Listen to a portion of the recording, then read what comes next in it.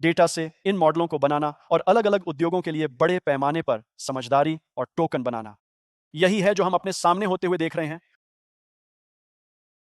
और इसलिए मैं आप सभी के साथ मिलकर काम करने की उम्मीद करता हूं ताकि भारत इस नई औद्योगिक क्रांति के बीच में रहे। अब आपको इसके बारे में और बताने के लिए और यह भारत में कैसे काम आएगा, मेरे पास एक और खास मेहमान हैं जिन्हें आप जरूर जानते होंगे। एक इंडस्ट्री के आगे चलने वाले, एक उद्योग के अग्रणी, ऐसे इंसान जिनके बारे में हम सच में कह सकते हैं कि उन्होंने भारत को डिजिटल बनाने में मदद की। हाँ, कृपया। और उस नए इंटरनेट भारत की नींव रखने में मदद की जिसे हम जानते हैं। देवियों और सज्जनों, मुकेश अंबानी।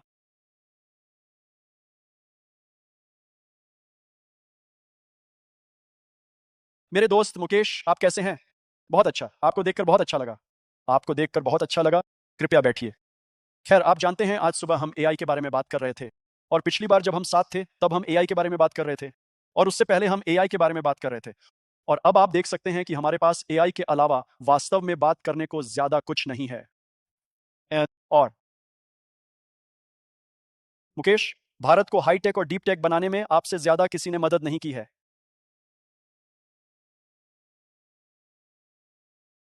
अब आप उस यात्रा की शुरुआत में हैं। आपके बड़े सपने हैं, मुझे पता है आप भारत को डीप टेक इंडस्ट्री बनाने में मदद करना चाहते हैं। और आपको ये भरोसा किस बात से आता है? और आर्टिफिशियल इंटेलिजेंस भारत के लिए इतना खास क्यों है? तो जेनसन, सबसे पहले मैं आपका हमारे मुंबई शहर में स्वागत करता हूं। धन्यवाद, बड़ा दिल। हम जियो वर्ल्ड सेंटर में हैं जो नया है, जिसे मेरी पत्नी ने बनाया है। अगर मैं ये नहीं कहता कि इसे मेरी पत्नी ने बनाया है तो मुझे ऐसा बोलने के लिए कहा गया था। मैं उसके घर में हूं। उसका घर आपके घर से बड़ा है। और मुझे लगा आपका घर काफी बड़ा था।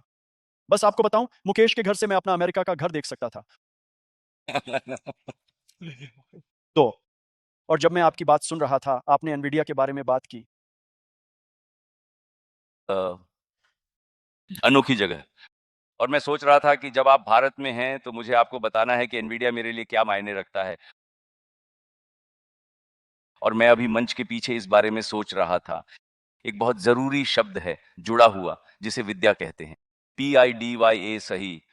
और भारतीय भाषा में, हिंदी में, जैसे हम सब हिंदी में सबसे अच्छा LLM बनाने के लिए पूरी तरह से तय हैं, है ना? हिंदी में विद्या का अर्थ है ज्ञान। मुझे पता था, मैंने कंपनी का नाम सही रखा था, है ना? मुझे पता था। तो सभी ने कहा एनवीडिया। क्या भयानक नाम है। आप कभी सफल नहीं होंगे। तो इसका क्या मतलब है? मुझे पता था। मैं इसके साथ बना रहा। तो आप इस अनुवादक का श्रेय ले सकते हैं। कोई समस्या नहीं, सही। तो ये अभी भी समझदार बन रहा है, ये और अच्छा हो रहा है। जेनसन। तो अगर हम विद्या के बारे में सोचें, विद्या सरस्वती है और सरस्वती हमारी ज्ञान की देवी है। जब आप सच में ज्ञान की देवी को दिल से मानते हैं और ज्ञान पाते हैं, तो हमारी परंपरा में धन की देवी लक्ष्मी आती हैं।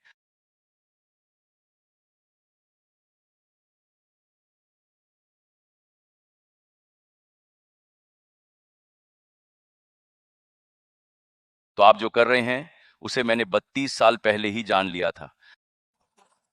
तो आप अब एनवीडिया की कहानी आप सबके सामने आ गई है। तो हमारे पहले नियम वही हैं जिन पर आप ध्यान दे रहे हैं। धन्यवाद। क्या ज्ञान की क्रांति अब अंतर्राष्ट्रीय स्तर पर उस रूप में बदल रही है जिसे मैं समझदारी की क्रांति कहता हूं, और ये दुनिया के सभी 8 अरब लोगों के लिए खुशहाली लाती है। और मुझे लगता है कि हम जिस दरवाजे पर हैं वह नया समझदारी का युग है। और सभी की ओर से मुझे गर्व है कि आप मेरे मित्र हैं और भारत में आपका स्वागत है। और सच में हमारी जिंदगी में बुद्धिमान युग लाने के लिए, दुनिया में योगदान देने के लिए धन्यवाद। और आशा है कि सबके साथ मिलकर ये दुनिया के सभी 8 अरब लोगों और खासकर भारत के 1.5 अरब लोगों के लिए ज्यादा तरक्की ला सकता है।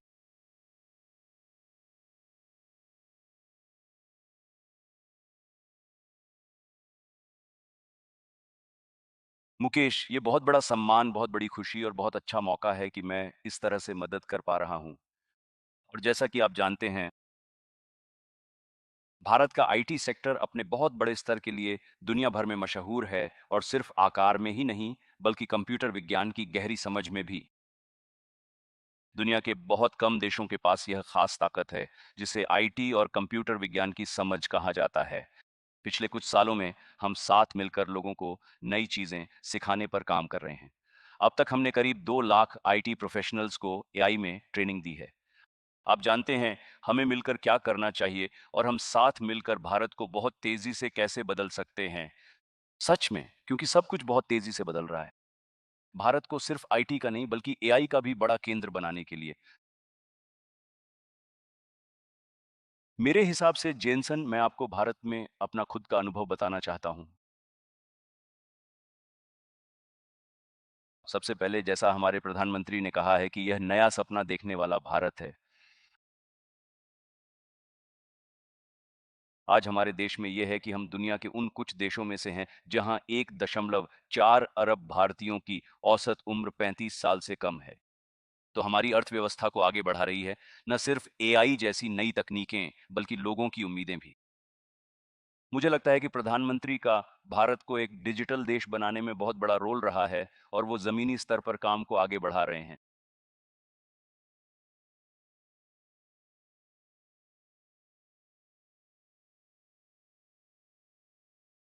तो ये जनसंख्या है और ये लीडरशिप है। तीसरा कारण ये है कि हम भारतीयों के पास जबरदस्त टैलेंट है जो हमें दुनिया में अलग बनाता है। आपने 2 लाख लोगों को इसमें लाने की बात की, लेकिन मुझे लगता है कि यहाँ लाखों लोग हैं, है ना? अगर हम अब देखें तो भारत दुनिया की सभी कंपनियों का घर बन गया है। हम दुनिया के काम करने के केंद्रों में सबसे तेज बढ़ते उद्योग हैं। हम भारत में अंतरिक्ष और फार्मास्यूटिकल अनुसंधान करते हैं। मुझे यकीन है कि आप भारत में चिप्स बनाने के बारे में सोच रहे हैं। हम कर रहे हैं। हमारे अपने ऊर्जा के काम में हम जैविक ऊर्जा का काम करते हैं। सभी बड़े ऊर्जा कंपनियां, शेल, बीपी असल में अपना नया काम भारत में करती हैं।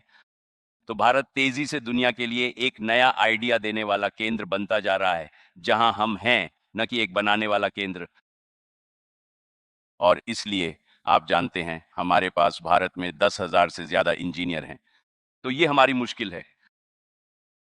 हमारे पास जो है वह असल में वह है जिसे मैं जरूरी ढांचा कहता हूं। और हम खुशकिस्मत हैं कि हमारे पास ऐसा कनेक्टिविटी ढांचा है जो सड़कों जैसा है। तो अगर आपके पास सड़कें नहीं हैं तो आप अपने गंतव्य तक नहीं पहुंचेंगे।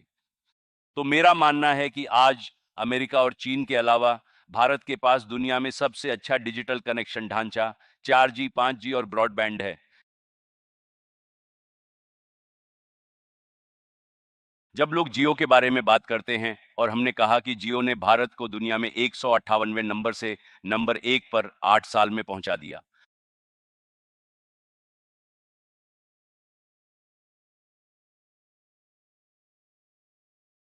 हम एक कंपनी के तौर पर इस क्षेत्र के बारे में कुछ भी नहीं जानते थे।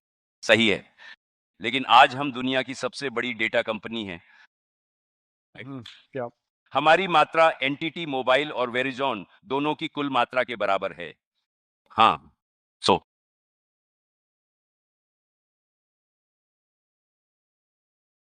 मैं कहूंगा स्थानीय बाजार का आकार एक बड़ा फायदा है, पर मैं आपको बताऊं, यह सबसे अच्छा हिस्सा है। और हाँ, 1.5 अरब ग्राहकों के साथ सबसे अच्छा हिस्सा अभी आना बाकी है। ये काफी अच्छा लगता है। तो सबसे अच्छा हिस्सा ये है, जियो ने इस साल करीब 16 एक्साबाइट्स डेटा पहुंचाया। हम इस साल पहुंचाएंगे। और अमेरिका में औसतन आप $5 प्रति जीबी का भुगतान करते हैं। दुनिया में डेटा के लिए औसत लगभग 3.5 डॉलर प्रति जीबी है। भारत में जियो 15 सेंट प्रति जीबी पर डेटा पहुंचाता है। और क्या? और इसका मतलब है कि आप ऐसा नहीं करते। क्या आप अपने ग्राहकों को फोन इस्तेमाल करने के लिए कहते हैं? हम करते हैं। और असल में इसका मतलब जेनसन एक लगातार मिलने वाला फायदा है। हाँ, बिल्कुल। उस तकनीक ने हर साल साल दर साल भारतीय लोगों को 500 से 700 अरब डॉलर का बड़ा फायदा दिया है, जो देश के लिए बहुत अच्छा है। और यह तकनीक भारत के लोगों के लिए एक तोहफा है।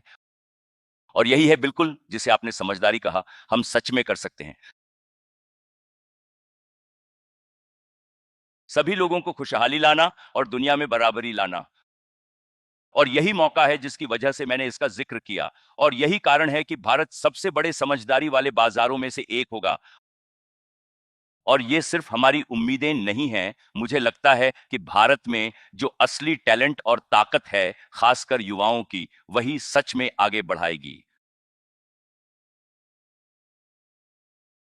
समझदारी को आगे बढ़ाएं, और उम्मीद है कि जब हम अपने देश के बाजार के लिए समझदारी को आगे बढ़ाएंगे, हाँ, हम सॉफ्टवेयर के अलावा समझदार सेवाओं का इस्तेमाल बाकी दुनिया से जुड़ने के लिए करेंगे। और अब भारतीय सिर्फ दुनिया की सबसे बड़ी कंपनियों के लिए सीईओ नहीं भेजेंगे, बल्कि करोड़ों भारतीय भी दुनिया में अपनी पहचान बनाएंगे। ये सच है, ये सच है। मेरे सभी सहयोगी, मेरे सभी दोस्त जो घर पर हैं, सभी भारतीय हैं। मेरे सभी सीईओ और करोड़ों लोग दुनिया को एआई सेवाएं देंगे, एक बेहतर दुनिया बनाने में मदद करें। और इसी वजह से आप यहां हैं, हम आपका स्वागत करते हैं। धन्यवाद। महत्वपूर्ण है, इस देश के लिए आपकी लगन बहुत जरूरी है, और मिलकर काम करना सही है। ये किसी एक कंपनी या एक आदमी से नहीं हो सकता, लेकिन हम सबको मिलकर इस नई तकनीकी युग को सुरक्षित तरीके से दुनिया में लाना होगा, ताकि हम एक बराबरी वाली दुनिया, एक खुशहाल दुनिया बना सकें और दक्षिणी देशों को बाकी दुनिया के बराबर आने में मदद कर सके। हाँ, ये वाकई शानदार है। और आप जानते हैं, जो बात आपने बताई है वो है कि आज कितनी बड़ी मात्रा में कंप्यूटर डेटा मौजूद है, निश्चित रूप से जियो और भारत में। और ये किसी एक चीज की ओर ले जाता है।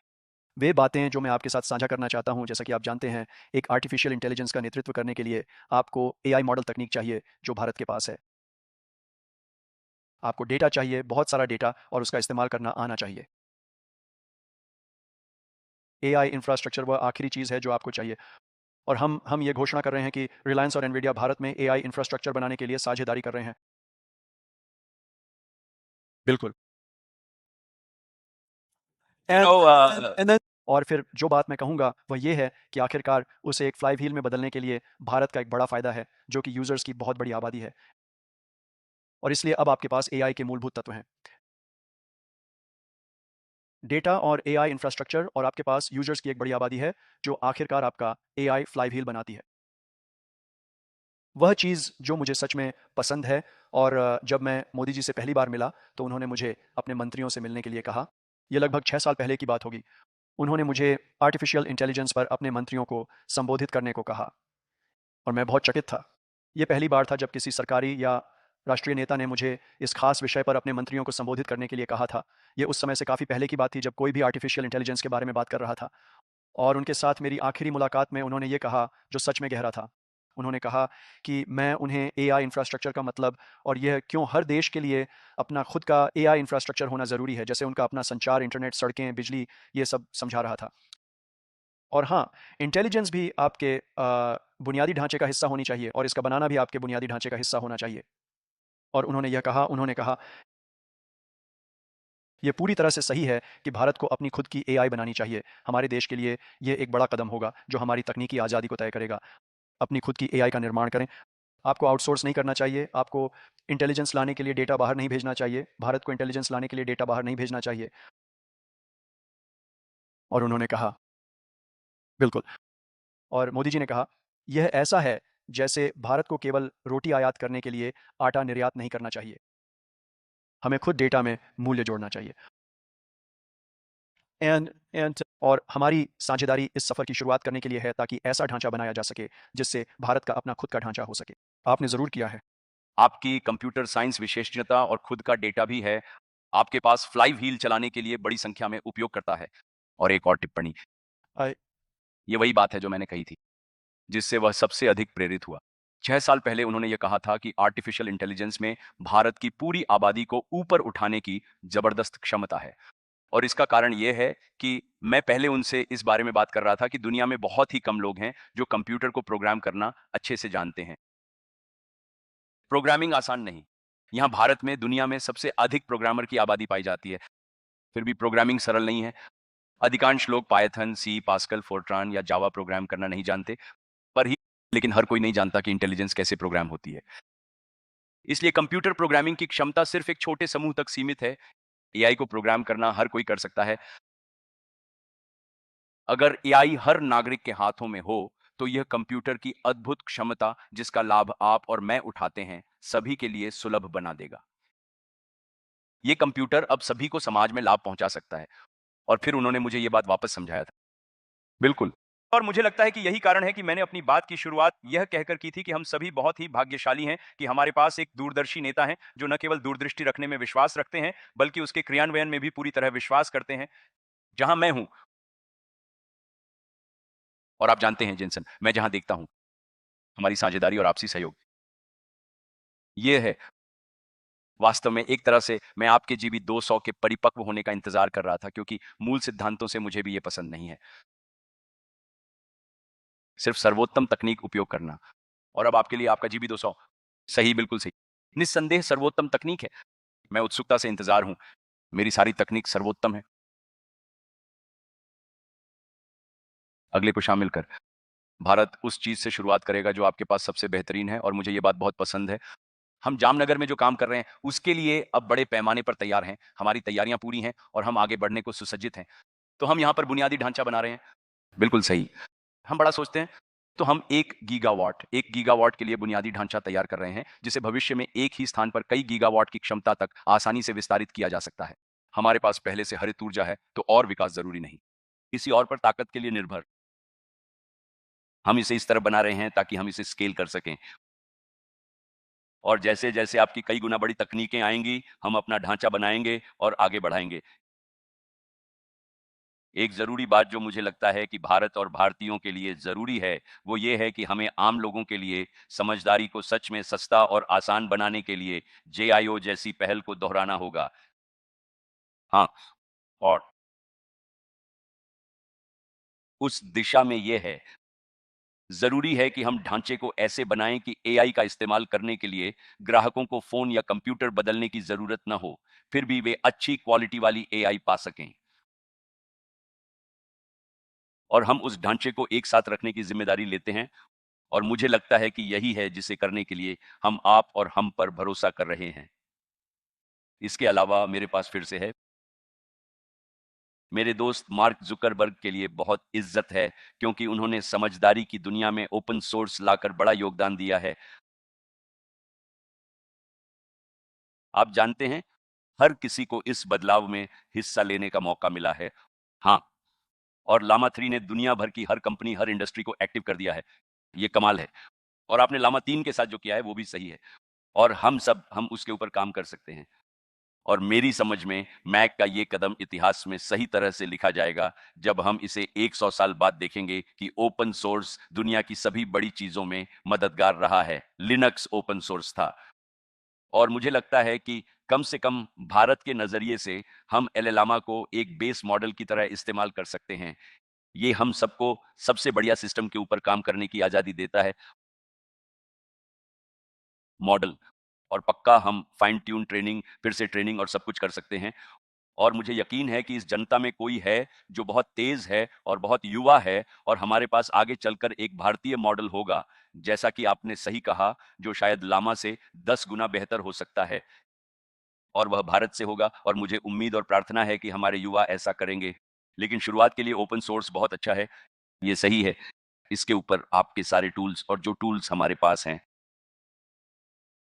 हम एक डेवलपमेंट सेंटर की ओर देख रहे हैं, जहां हम आपके मुख्य टूल्स को लेकर भारत में लाखों डेवलपर्स को सिखाएंगे, ताकि वे सभी कंपनी के टूल्स, ओमनीवर्स टूल्स का इस्तेमाल कर सकें, जिससे हम सच में इंटेलिजेंस को आसान तरीके से लागू कर सकें। और मेरे लिए यह इंटेलिजेंस युग की सिर्फ शुरुआत है। ये कई दशकों तक चलने वाली यात्रा है। ये एक इंजीनियर की तरह बोल रहा है। आप लोग उससे बोलते हुए सुनो। वे 28 साल के इंजीनियर की तरह बोलने लगे हैं। आप लोग क्या सोचते हैं? मुझे ये पसंद है। मुझे ये पसंद है। और इसीलिए हम यही काम साथ मिलकर करने जा रहे हैं। ये सच है। मैं आपको भरोसा दिला सकता हूं, जैसे हमने डेटा में किया, कुछ सालों में हम दुनिया को चौंका देंगे कि भारत और भारतीय इंटेलिजेंस मार्केट में क्या कर सकते हैं। धन्यवाद। मुकेश,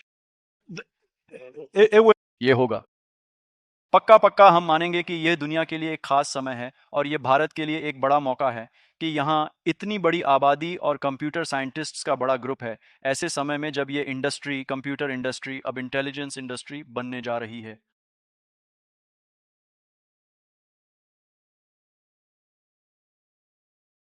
आपके पास जो भी है, जो आप जानते हैं, और आपके अपने फ़ायदे का इस्तेमाल करते हुए बहुत सारा डेटा और उपभोक्ताओं की बड़ी संख्या का फ़ायदा उठाएं, ताकि इंटेलिजेंस से डेटा, डेटा से इंटेलिजेंस का चक्र चले और इसके लिए कुछ करने की देश की इच्छा हो।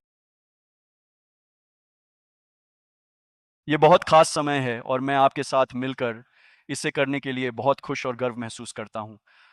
और आइए आज एक वादा करें कि हम साथ मिलकर काम करेंगे ताकि भारत आने वाली इंटेलिजेंस क्रांति का फायदा उठा सके। ठीक है, बहुत बहुत धन्यवाद। धन्यवाद। धन्यवाद। बहुत बहुत धन्यवाद। धन्यवाद। देवियों और सज्जनों, मुकेश अंबानी, धन्यवाद। धन्यवाद। धन्यवाद। और जेनसन मेरे दोस्त है ना, आप यहाँ दिवाली के त्योहार से कुछ दिन पहले ही पहुंचे हैं। हमें आपके आगमन की खुशी है। दिवाली हमारा नया साल है। ये वो समय है जब हम धन की देवी की पूजा करते हैं। तो हम सभी की ओर से हम आपको शुभकामनाएं देते हैं। धन्यवाद। एक बहुत बहुत खुशहाल नया साल और आप सभी को हैप्पी दिवाली और नया साल मुबारक हो। सभी को शुभ दिवाली। धन्यवाद। धन्यवाद मेरे दोस्त। अच्छा